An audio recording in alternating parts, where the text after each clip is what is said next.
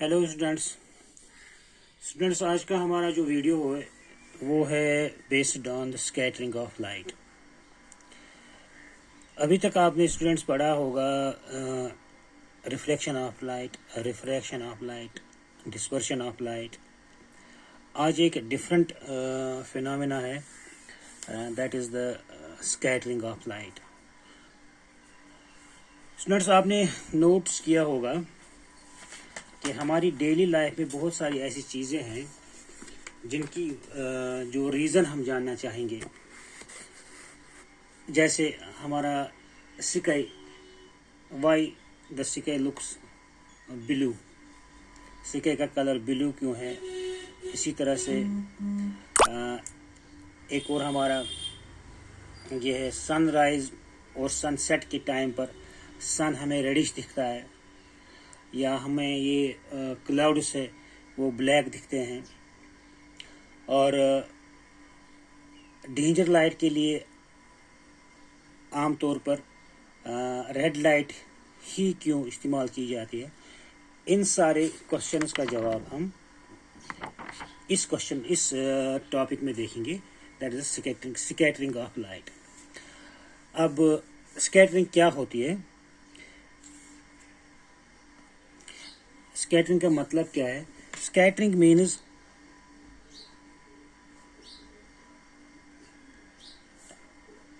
Spreading, और हम इसको कहें reflecting the light in different directions.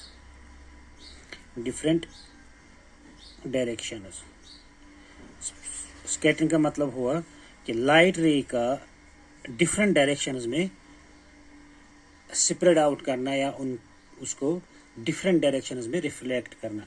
जैसे मान लीजिए हमारे पास एक लाइट रे आ रही है, यहाँ पर ये किसी पार्टिकल पे स्ट्राइक हो रही है, तो ये पार्टिकल इसको डिफरेंट डायरेक्शंस में रिफ्लेक्ट कर रहा है, तो ये स्प्रेड आउट हो गई इतने सारे एरिया में, तो इसको हम कहेंगे स्कैटरिंग ऑफ लाइट।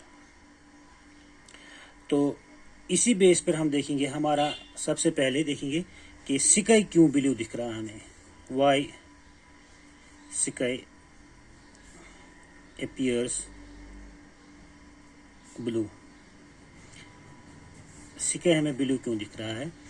अब देखिए हमारे पास जो सन रे आ रही है, सन से जो रेज आ रही है, ये वाइट कलर की होती है।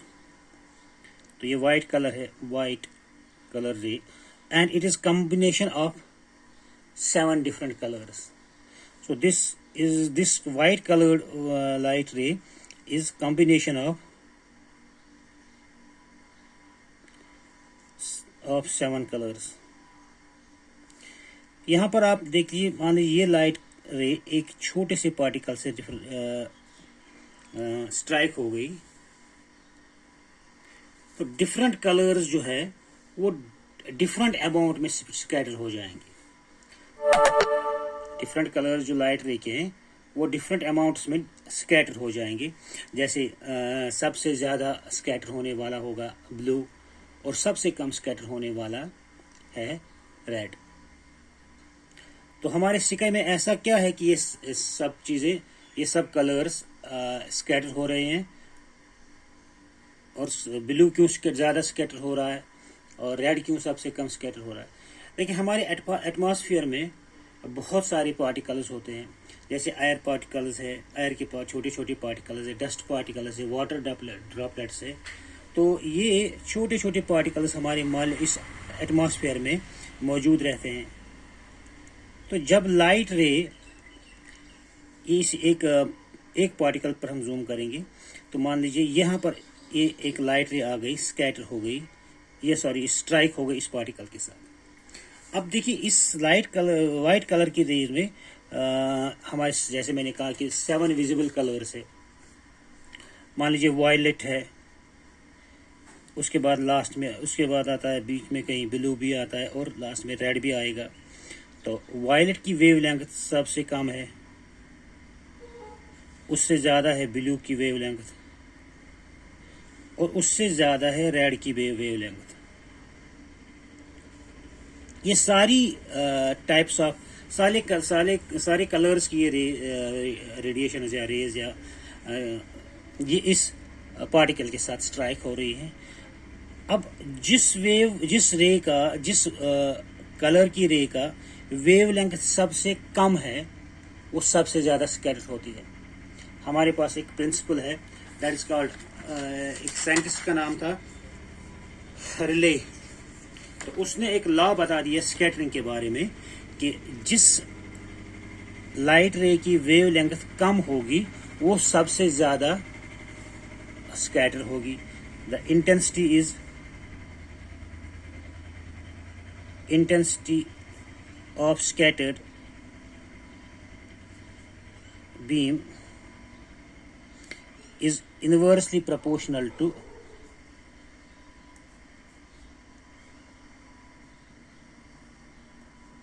fourth power of the wavelength। तो यहाँ पर इससे मतलब हम सीधा लिखेंगे scattering is inversely proportional to fourth power of lambda means wavelength।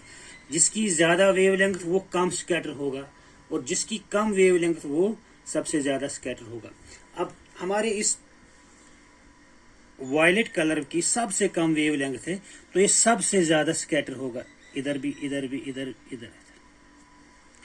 और दूसरे नंबर पर वायलेट इंडिगो आएगा और तीसरे नंबर पर ब्लू आएगा सबसे ज़्यादा स्कैटर होने वालों में। तो मान लीजिए ये वायलेट कलर की रे है, ये वायलेट कलर की रेज यहाँ से स्कैटर हो रही है, ये मान लीजिए वायलेट कलर। उसके बाद ब्लू कलर सबसे ज़्यादा ये रिफ्रैक्ट होता है, मान लीजिए ये है ब्लू कलर।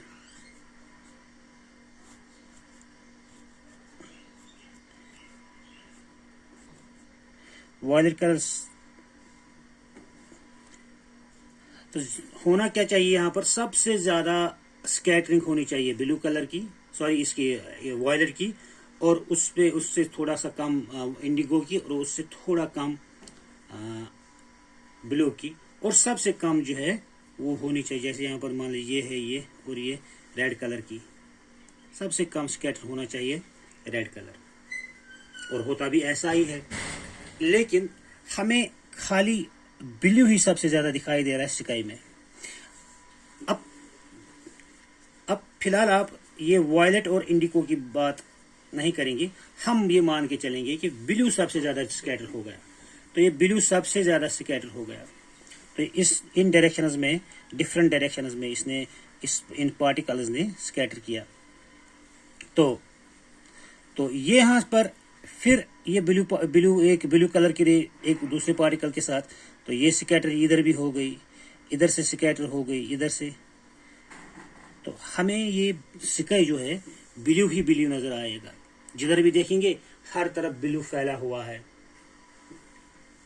क्यों? क्योंकि ब्लू सबसे ज्यादा स्कैटर हो गया, फैल गया, स्प्रेड हो गया इस पूरे एटमॉस्फेयर में। अच्छा, अब यहाँ पर ये क्वेश्चन है कि सबसे कम वेवलेंथ तो वायलेट की है, तो ये सबसे ज्यादा स्कैटर क्यों नहीं, हमें फिर स्काई में हर तरफ वायलेट कलर ही क्यों नहीं दिख रहा है? देखिए इसके दो कारण हैं। नंबर वन, वायलेट और इंडिगो जो है ये इन 7 कलर्स में इनकी जो quantity of this violet colour and indigo colour ये वो वैसे ही कम होती है। और दूसरी बात ये है कि हमारी जो ह्यूमन आई है वो इन 2 कलर्स को देखने की जो सेंसिटिविटी है उनकी, हमारी ह्यूमन आई की, वो कम है, तो ज्यादा ये इनको नहीं रिकॉग्नाइज कर पा रही है वायलेट और इंडिगो को। तो वहां बचता है फिर ब्लू कलर। तो ब्लू कलर हमें सबसे ज्यादा स्कैटर्ड लाइट में दिखेगा, और हमें दिखेगा कि ये पार्टिकल के अराउंड सारा का सारा एरिया जो है वो ब्लू हो गया, होना चाहिए था वो वायलेट या इंडिगो, लेकिन इनकी सेंसिटिविटी हमारी आंख के लिए सबसे कम है, ये नहीं दिख पा रहे। और इसकी में ये ब्लू कलर इंडिगो और वायलेट जो है वैसे भी इन विबगोयर में 7 कलर्स में ये जो कम पाए जाते हैं वायलेट और इंडिगो, तो इसलिए ज़्यादा ये स्कैटर नहीं हो पा रहे और हमारी आंख इनको देखने की क्षमता भी कम रखती है। तो हमें वहाँ पर बचता है ब्लू। तो ब्लू हर जगह हमें दिखेगा, हर इस पार्टिकल के चारों तरफ ब्लू ही ब्लू नज़र आएगा आपको। फिर आगे जाके फिर ये एक पार्टिकल मिलेगा तो ये ब्लू को स्कैटर ज़्यादा करेगा, ये पार्टिकल ब्लू को स्कैटर करेगा, ये पार्टिकल इस ब्लू को, तो ये स्काई ब्लू ही ब्लू बनता गया। हमें सबसे ज़्यादा स्काई में ब्लू कलर फैला हुआ नज़र आएगा। तो यही वजह है कि हमें जो स्काई है वो ब्लू कलर का दिखता है। अब यहाँ पर मैंने कहा कि जो सबसे ज़्यादा स्कैटर कौन सा कलर की लाइट होने वाली है, जिसकी वेवलेंथ सबसे कम है, तो हमें इन दिखने वालों में सबसे ज़्यादा ब्लू ही दिखता है जो सबसे ज़्यादा स्कैटर होगा, और सबसे कम रेड। इसलिए हमें इस यहाँ पर कोई रेड कलर दिखता ही नहीं है, क्योंकि रेड कलर, अच्छा जो बाकी जो कलर्स है इनके बीच में वो भी स्कैटर होंगे, लेकिन उनकी जो स्कैटरिंग जो होगी वो बहुत ही कम होगी। अब मैंने आपको कहा कि जिसकी स्कैटरिंग जो है वो सबसे ज़्यादा होगी उस कलर की जिसकी वेवलेंथ सबसे कम है। स्कैटरिंग के लिए एक और जो फैक्टर है that is the size of the particle.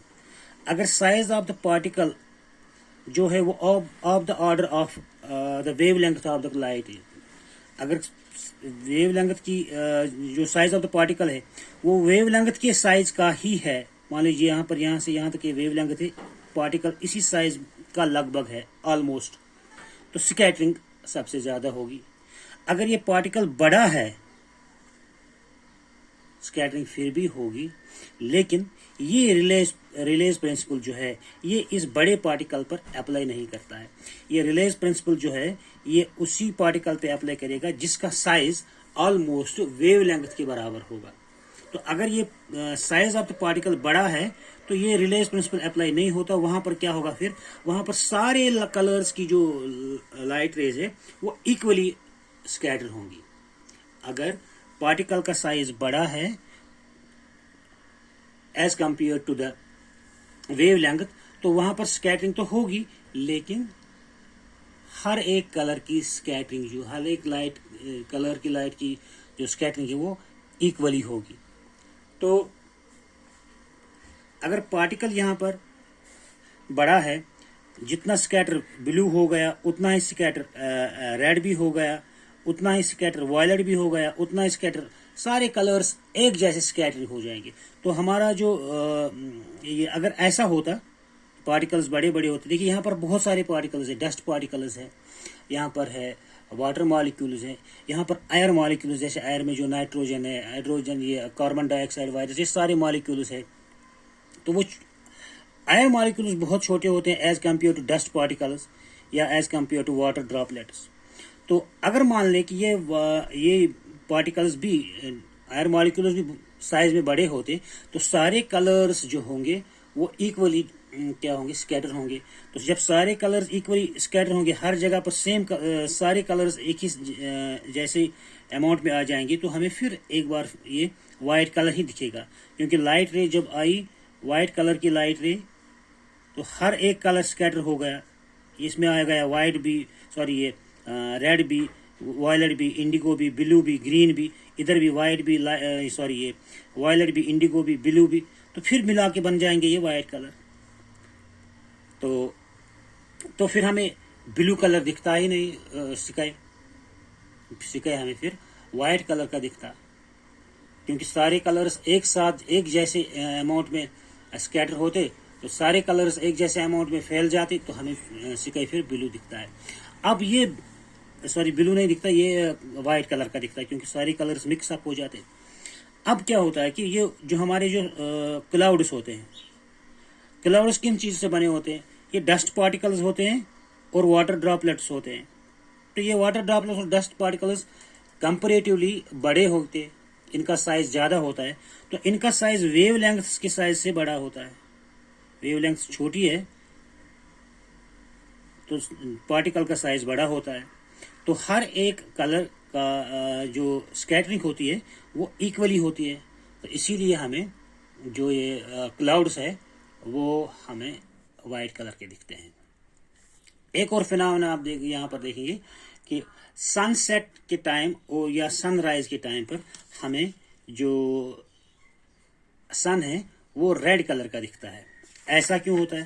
अब देखिए यहाँ पर मान लीजिए ये हमारा ये अर्थ, ऊपर ये एटमॉस्फेयर है, ठीक है। तो जब सन यहाँ पर होगा सनसेट के टाइम, तो ये तो होराइजन के नज़दीक होगा, यहाँ पर होगा, यहाँ पर सन देखिए, या सन सेट के सनराइज के टाइम पर ये यहाँ पर होगा, और नून टाइम में बिल्कुल दोपहर के टाइम पे सन बिल्कुल हमारे सर के ऊपर होता है। तो सनसेट और सनराइज के टाइम में क्या होता है कि ये जो स्कैटरिंग होती है, सन रेज को ज्यादा डिस्टेंस ट्रैवल करनी होती है इन द एटमॉस्फेयर। एटमॉस्फेयर में ये मान लीजिए हमारा एटमॉस्फेयर है। अब देखिए ये सन रेज यहाँ से आ गई, ये सन रे आ गई, तो यहाँ तक पहुँचने के लिए यहाँ मान लीजिए एक देखने वाला है, ऑब्जर्वर है, तो ऑब्जर्वर की आंख यहाँ पर